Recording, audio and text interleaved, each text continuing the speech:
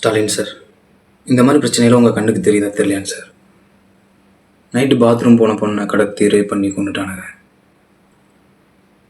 ஏன் சார் இந்த மாதிரி பிரச்சனைலாம் நடந்துகிட்ருக்குது, என்ன ஏதுன்னு ஏன் கண்டுக்க மாட்டேறீங்க? நீங்கள் ரத்த காட்டீரியா சார்? உங்களுக்கு இன்னும் எத்தனை பொம்பளை பிள்ளைகளோட உசுறு வேணும் சொல்லுங்கள்.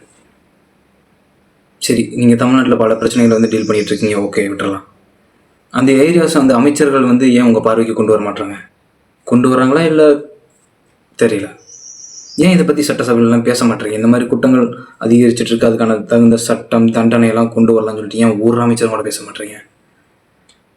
தயவுசெய்து வாய் தரேங்க சார், பேசுங்க. அதே மாதிரி இந்த பிரச்சனையை போட்டுன்னு ஒரு வீடியோவில் கமெண்ட் பார்த்தேன்.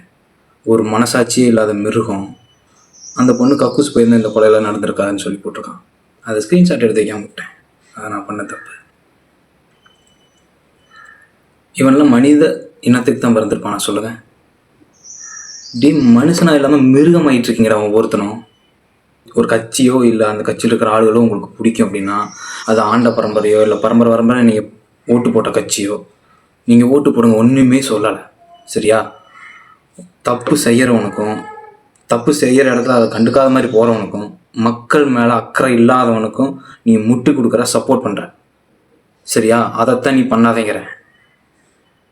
40 வயசுக்கு மேலே இருக்கிறவங்க ஆண் பெண் தயவு செய்து யோசிங்க.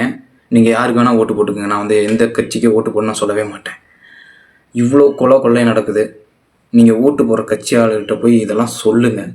இதுக்கு ஒரு ஆக்ஷன் எடுப்பாங்களான்னு யோசிங்க சரியா? உங்களுக்கு பிடிக்கும் அப்படிங்கிறதுக்காக எங்கள் மக்களை சாகடிக்காதீங்க சரியா?